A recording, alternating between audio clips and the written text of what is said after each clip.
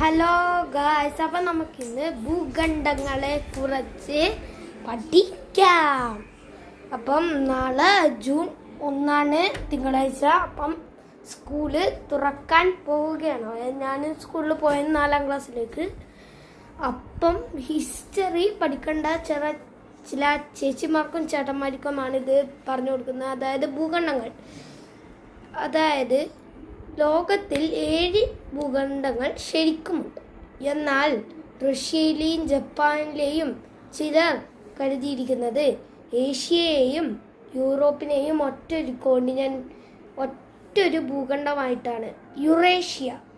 അതേപോലെ അമേരിക്കയിലെ ചില ആൾക്കാരും ഉത്തര അമേരിക്കയും ദക്ഷിണ അമേരിക്കയും ഒറ്റൊരു ഭൂഖണ്ഡമായിട്ടാണ് കണക്കാക്കുന്നത്, അമേരിക്ക.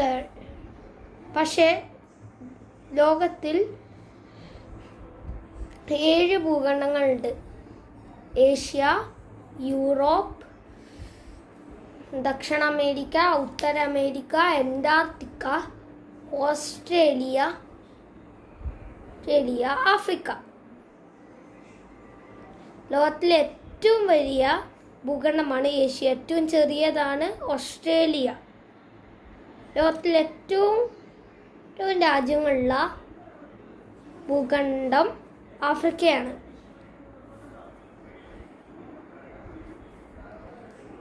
ലോകത്തിലെ ഏറ്റവും കുറവ് രാജ്യം ആഫ്രിക്കയിൽ 54 രാജ്യങ്ങളാണ്. ലോകത്തിലെ ഏറ്റവും കുറവ് രാജ്യങ്ങളുള്ള